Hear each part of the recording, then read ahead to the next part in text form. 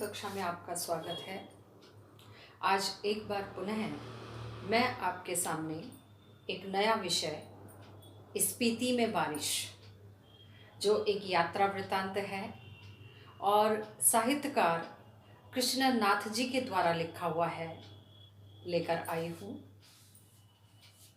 विषय है स्पीति में बारिश।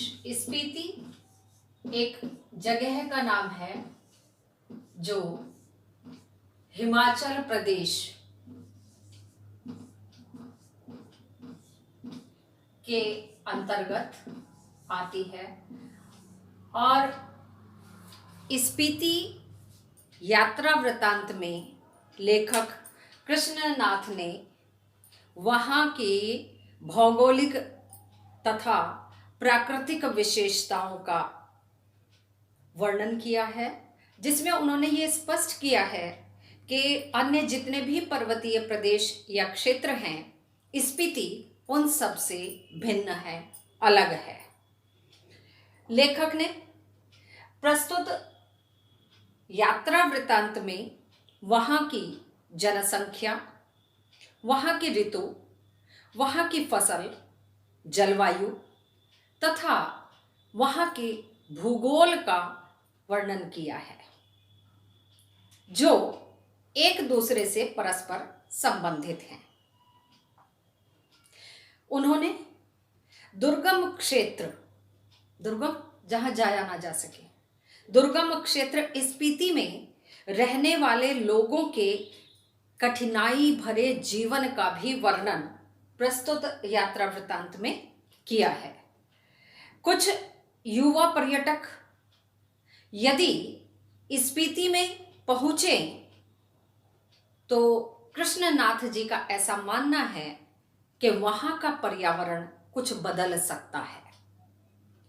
ठंडे रेगिस्तान जैसे स्पीति के लिए उन युवाओं का आना वहां बूंदों के समान या बूंदों से भरा सुखद संयोग बन सकता है, क्योंकि मानसून वहां तक पहुंचते पहुंचते ठंडा हो जाता है, अर्थात वर्षा नहीं होती। और जब कभी वहां बारिश होती है तो वहां के लोग उसे एक सुखद संयोग मानते हैं, अर्थात कोई शुभ कार्य होने वाला है, इसीलिए बारिश हुई है। इस तरह की वहां के लोगों की सोच है। स्पीति में केवल 2 ही ऋतुएं होती हैं, सर्दी जो लंबे काल के लिए होती है 9-10 महीने तक, और वसंत ऋतु जो अल्पकालिक होती है, यानी 3-4 महीने में। चूंकि संचार के साधन वहां नहीं है, अब आधुनिक समय में तो हम कह सकते हैं कि वायरलेस कुछ साधन उपलब्ध हैं, मार्ग उतने अच्छे बने हुए नहीं हैं, तो एक स्थान से दूसरे स्थान जाने आने में ही वो अल्पकालीन बसंत का जो समय है 3-4 महीने का, आने और जाने में, संदेश पहुंचाने में, संदेश लेने में निकल जाता है। फसल के नाम पर वहां केवल वर्ष भर में एक बार फसल होती है और उसमें जौ, गेहूं और सरसों, केवल यही फसलें होती हैं और इसी में वो वर्ष भर गुजारा करते हैं। कठिनाई इसलिए भी कहा जा सकता है क्योंकि साल भर में 9-10 महीने वहाँ बहुत अधिक ठंड रहती है, सर्दी रहती है, बर्फ जमी रहती है, तो लोग घर से बाहर तक नहीं निकल सकते। और अलाव आदि जलाने के लिए, यानी सर्दी में गर्मी ऊष्मा पाने के लिए सूखी लकड़ियों का होना आवश्यक है, जो वहाँ उपलब्ध नहीं होती है, तो इसलिए घरों से बाहर निकलना संभव ही नहीं होता है।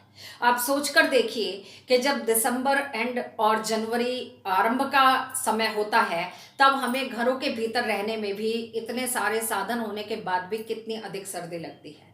सोचकर देखिए, जो लोग वहां रहते हैं, जीवन यापन करते हैं, तो उन लोगों को कितनी कठिनाई होती होगी।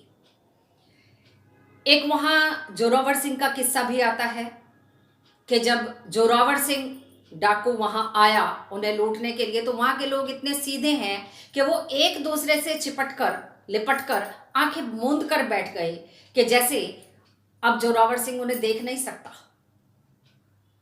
जबकि आंखें उनकी बंद होती हैं, जोरावर सिंह की थोड़ी बंद होती हैं। तो वह भी एक किस्सा है। तो इस तरह के कहने का तात्पर्य कि वहाँ के लोग जो हैं वो बहुत ही सरल प्रवृत्ति के हैं। भौगोलिक स्थिति यदि देखें वहाँ की, तो स्पीति के पहाड़ नंगे और वीरान है, यानी इतनी हरियाली भी नहीं है क्योंकि फसल तो वहाँ होती नहीं है। वीरान इसलिए है कि वहाँ की जनसंख्या बहुत कम है। पूरा इसमें स्पष्ट ये दिया हुआ है। मैं पीपीटी के द्वारा आपको पाठ का सारांश पूरा भेज दूंगी, आप एक बार पढ़ लीजिए। पुस्तक आपके पास है तो उसमें से भी आप इसको पूरे पाठ को पढ़ लेंगे। और इसके अगले अंक में हम जो अभ्यास प्रश्न दिए गए हैं उनके उत्तर और प्रश्न, उन पर हम चर्चा करेंगे अगले वीडियो में या अगले अंक में। वर्षा, यदि एक बार जब लेखक वहां गए, रात में सो रहे थे, तो प्रातः भोर काल में यानी बहुत सवेरे काल में उन्होंने देखा कि खिड़की का दरवाजा जो है वो स्वतः ही बंद हो रहा था, खुल रहा था और ठंड बहुत ज्यादा लग रही थी। हवा जो आ रही थी वो ऐसी थी कि स्किन को चीरने वाली, तीखी लग रही थी। तब उन्होंने देखा उठकर, ठंड में तो अनायास ही नेत्र, आंखें, नींद हमारी उड़ जाती है, खुल जाते हैं, तो देखा उन्होंने कि हल्की हल्की बारिश हो रही थी और वहाँ के लोग बहुत ही प्रसन्न थे कि आपका आगमन बड़ा शुभ आगमन हुआ है, क्योंकि आपके आने से, आपकी यात्रा के कारण से यहाँ वर्षा हुई है। यदि आप ना आते तो इस बार भी हमें वर्षा का मुख ना देखना पड़ता, और आपका आना, वर्षा का होना निश्चय ही किसी शुभ कार्य का सूचक है। आप आए, बारिश आई, इसीलिए यहाँ अब कोई अच्छी घटना, हमारे लिए कुछ शुभ कार्य होने वाला है। सुबह उठने पर लोगों ने उनके आने को बड़ा शुभ माना और ये भी बताया कि काफी दिनों के बाद वर्षा हुई है। आज के अंक में यहीं तक। अगले अंक में इसी पाठ के जो अभ्यास प्रश्न दिए गए हैं उन पर हम चर्चा करेंगे। धन्यवाद स्टूडेंट्स।